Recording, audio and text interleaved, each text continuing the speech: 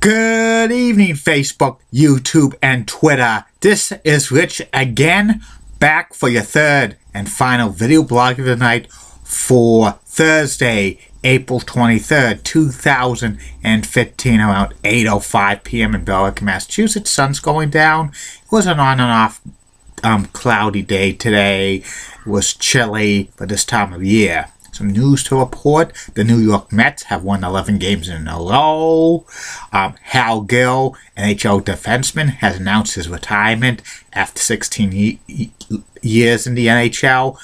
And Comcast has apparently walked away from the proposed $45 billion merger with Time Warner Cable.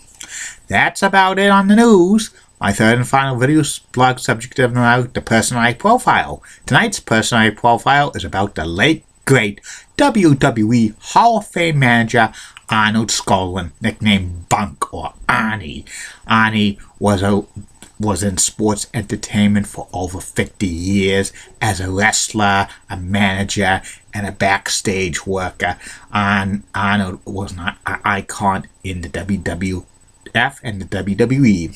Arnold was born in New York, and he grew up in New York. He served in World War II in the Marines. After getting out of the service, Arnold tried his hand in boxing, but he was kind of small to become a very big boxer, a big-name boxer. Then he went into the world of professional wrestling, and he was small and agile, but he was quick and rough. At first, he was billed from Scandinavia, even though he was born in New York, and then he wrestled in many regional territories, mainly in the Northeast and then down south in the 50s under the name Bobby Weaver. He wasn't billed as Johnny Weaver's brother or stuff. Not that I could recall. He had some shots at the NWA World Title against Pat O'Connell and Nature Boy Buddy Rogers, but was unsuccessful from getting the NWA World Title. 1963, Arnold started to wrestle in the Worldwide Wrestling Federation. He wrestled sometimes, and he actually formed a tag team with Spills at Anyone, and they won the WWF United States Tag Team titles in 1967. And Arnold also was nicknamed the Golden Boy. Behind the scenes, Arnold bought into the WWF. He was a minority owner. He did a lot of promoting of the WWF cards in the New York City area, including Westchester Pacific Center and stuff. And Arnold phased himself out of wrestling and to become more of the backstage work in the WWF, and then he became a manager, and he managed the living legend Bruno Sammartino for many years. Bruno was the WWF champion, and he was the manager. Also, Arnold was in charge of being the agent to the late great Andre the Giant, and he liked handling his bookings and traveling with him from town to town in the WWF territory. And also from time to time, Arnold would get into the ring. In 1977, they had a Managers of the Year contest for the WWF, and they had all the heel managers: the Grand Wizard of Wrestling, Classy Freddie Wesley, the Grand Wizard of Wrestling, and Arnold Skalland, and Vince McMahon announced the winner was Arnold Skalland, and Captain Lou Albano got very, very mad. He destroyed the trophy and knocked out Arnold Skalland and Vince McMahon. That was Vince McMahon's first bump, and then all over the WWF territory, Arnold Skalland and Lou Albano wrestled in a revenge. 1978, Arnold Skalland became manager of Bob Backlund, and he guided him to the WWF title. Even though face managers were kind of pointless, it was just probably to give something for Arnold to do for the WWF on screen. But behind the scenes, he was doing a lot of promoting and stuff and being one of the co-owners and stuff. Arnold was manager Bob Backlund for many, many years. There was rumors that they were going to turn Arnold Skalland into a heel manager to turn on Bob Backlund, but that never came to be because Arnold was just one of the part owners of the WWF, which became the WWE, and I heard something that Vince McMahon did not want one of his co-owners to be portrayed as a heel on television because he thought it would be a little bit of a bad business. In 1982, Vince McMahon Sr. sold the WWF to his son, Vince Jr., but the special stipulation that some of the co-owners like Arnold Skalland and Gorilla Monsoon and a few others were guaranteed lifetime jobs with the WWF, and Arnold Skalland was guaranteed a job with the WWF for the rest of his life. In December 26, 1983, Arnold Skalland threw in the towel for Bob Backlund while Backlund was in the camel clutch by the Iron Sheik, and that ended Bob Backlund's 6-year reign as WWF champion. Soon after, Bob Backlund left the WWF, and Arnold was no longer manager of Bob Backlund, but Arnold was phasing into a role as kind of a backstage agent and producer. Arnold Skalland would be like troubleshooting referees at some house shows in like New Jersey and New York during that time. Also, he would run to the ring when there was fights by wrestlers on television like Superstars and Wrestling Challenge. He would be one of the suits trying to break it up and stuff like that. He was seen in Pile Driver, the music video, and the Wrestling Land of a Thousand Chances music video and stuff in that.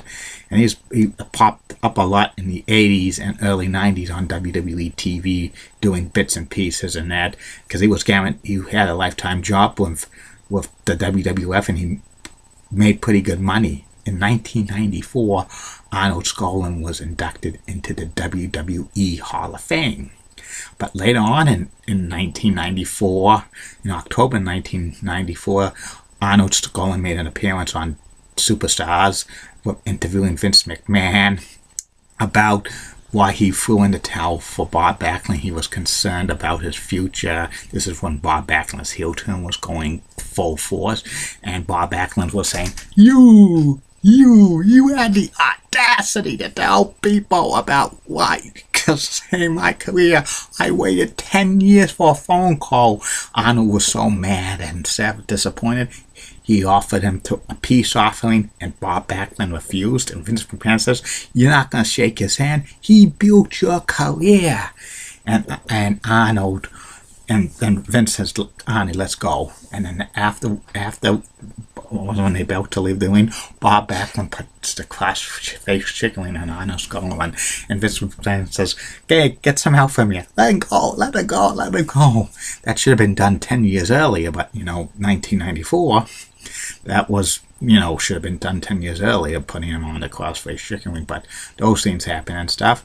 And Arnold got like a Lifetime Achievement Award for the Slammies in 1997. He appeared in a few more skits for the WWF and WWE during his retirement. Arnold Skalland passed away in 2007 at the age of 83, and he was like one of the like major parts of the WWF, WWE, and he's like one of those wrestling managers who are like the quiet ones. Was a very good wrestling manager, even though face managers are kind of pointless. But he was known as probably the greatest face manager, managing two WWE champions, and Bruno Sammartino and Bob Backlund.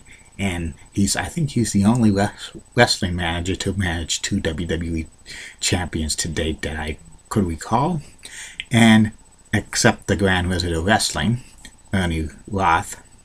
And that's about it on Arnold Skalland. And that's about it on these video blogs. Tomorrow, 3 more coming. First one will be about Real Sports with Brian Gumbo. And then the second one will be about Brigham's Ice Cream Restaurants. And the third and final video blog of the night, personality profile about Miss Elizabeth, the late great former WWE manager of Macho Man Randy Savage. And don't forget, sooner or later, the video blogs are continuing to come. They're going to come like crazy. Dunkin' Donuts, Max 2, the Bruins versus Canadians rivalry, the top 10 list of greatest everything and everything's going to return May 1st with the Celtics top 10 players of all time. The month of May is going to be sweeps month in these video blogs. Sweeps month means big video blogs. Boys and Girls Club of Greater Billerica will be coming May 5th. And also, beginning May 1st, will be personality profiles of leggy blondes, Orlando's, meteorologists like Molly Rosenblunt and Amy Swansea and Elizabeth Hart, and then Stanley Cup winning goaltenders for personality profiles. The rest of the month of May, from May 14th through May 31st, there won't be any personality profiles. They're going on a little bit of a hiatus. And he says, and soon maybe I'll be doing some selected video blog episodes of classic television shows like T.J. Hooker and Charlie's Angels, about classic episodes of those series, select ones. Won't be doing them all. And then coming in June, definitely a weekly video blog guest. I'm trying to get a lot of people lined up. If you're interested, PM me and we'll talk about it.